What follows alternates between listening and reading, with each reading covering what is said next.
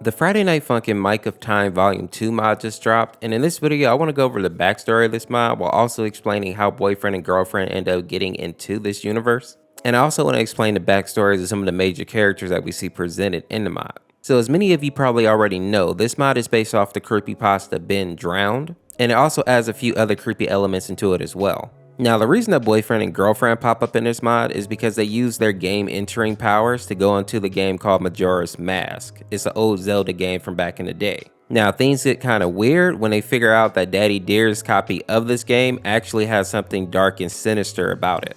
AKA, this seems to be a copy of the game that is associated with Ben Drowned. Now, there is a lot of backstory and lore that's associated with the creepypasta called Ben Drowned, but I'm going to give you just what you need to know to actually understand it in context to the Friday Night Funkin' mod. Because in reality, the creepypasta Ben Drowned has been around since at least 2010, and considering all the different arcs and the web series that it has on top of the fanfiction that have been added to the lore, there's just a lot of information out there that we really don't need to cover.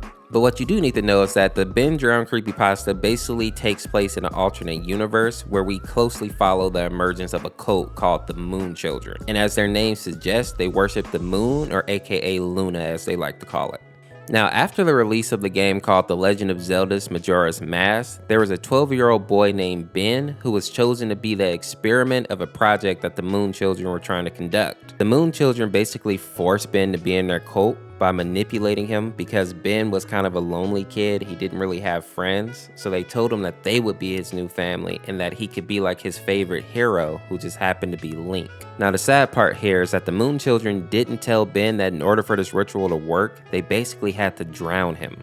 And of course, Ben didn't want to die, so he fought back, but there were so many Moon Children there and he's only 12, so obviously he could not win that battle. So Ben becomes a victim to a ritual called Ascension, where he basically becomes a sacrifice. This basically resulted into Ben's spirit being transferred into the game, meaning that he obviously had no further control over his physical body, and all he had left was his mind that was actually merged with the copy of Majora's Mask. And as you can imagine, now that Ben is trapped in his video game, he is very, very angry with his situation. And now you probably understand why Ben goes after boyfriend so aggressively, and more importantly, why he asks boyfriend if he knows what it's like to drown. Now, some of you may be wondering how the actual cartridge got into Daddy Dearest's hand, and in the original creepypasta, there was this old man that was entrusted with the game cartridge, but eventually he ends up selling the cartridge to a college student. So it stands to reason that in this mod, Daddy Dearest either got to it before the college student could buy it, or he took it from that college student.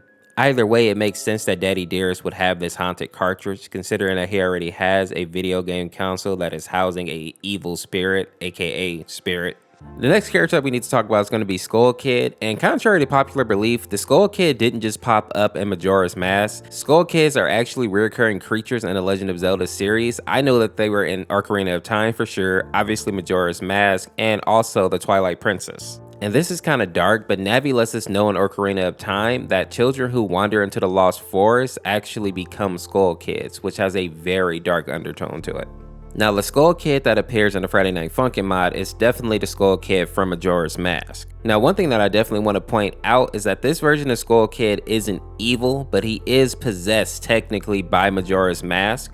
And with that possession comes a lot of power, basically making him like a powerful wizard or sorcerer.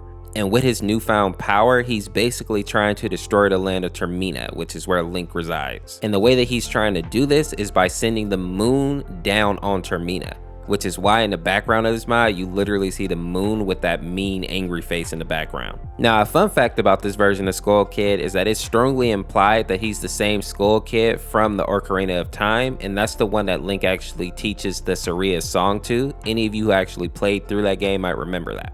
The next character I'm going to talk about is going to be the Fierce Deity Link, and this comes from him wearing the Fierce Deity mask. And what it basically does is turns him into an adult version of himself, but it also gives him like these godlike powers pretty much. Even in the description of the mask, it literally says, legend says this mask was once worn by a hero from a world in which the moon threatened to fall. It looks scary, but wearing it offers fierce godlike power. And if that wasn't enough, it also transforms his sword into the Fierce Deity sword, and in the Friday Night Funkin' mod, we actually get to see the sword. And something interesting about this sword is that it can actually shoot out sword beams. In the mod, we see this, he actually shoots those beams at us, and if we don't hit the space bar, we automatically lose. A fun fact about the Fierce Deity mask is that apparently it's as dangerous as Majora's mask, and when you think about it, Majora's mask basically made the Skull Kid want to destroy his whole land. So the fact that Link doesn't lose his mind or isn't taken over by the mask kind of shows how strong he is mentally and physically. The next character we need to talk about is actually called Dead Hand, and a lot of people weren't familiar with this character because he is definitely old. He's from the Ocarina of Time, and he's basically a zombie creature with a super large jaw that used to hide underground, and he would send out a bunch of tiny hands that basically would try to grab Link. And once they grabbed him, he would basically emerge from underground and try to consume you. I remember this character because there was multiple versions of him throughout the game, and if you beat him, you would get like the Lens of Truth, and I think the other item was the hover boots. Next, I want to talk about the song called Fourth Day, and this is actually referring to the Fourth Day glitch in the Majora's Mask game. Now, as you see in the Friday Night Funkin' mod, Boyfriend seems to be fighting against a giant skull, which I actually believe to be the moon. And this basically refers to the glitch in Majora's Mask where you can play past the 3-day time limit. For those of you who never played the game, basically after 3 days, the moon will crash into Termina, making it game over. So you'll have to reset every time by singing your little song. Now, if you do this glitch in game, basically all the Terminians are gone and the moon has vanished as well. If you use this glitch, it basically means that you can't complete the actual storyline, but you no longer have a time limit, so you can run around and do pretty much whatever you want.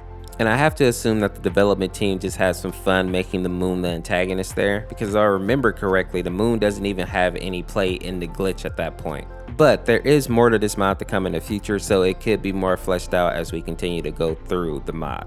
The last character that I want to talk about is going to be Matt, and this is a character that I have the least amount of grasp on because it doesn't seem to be a lot of information about him on the internet in general. For what I can understand though, he seems to be a character that was also digitized and put into the copy of Majora Mask, just like Ben was. People, thank you for making it to the end of the video. I just want to take a quick second and just acknowledge the milestone that we just hit, which is 500,000 subscribers, which is incredible.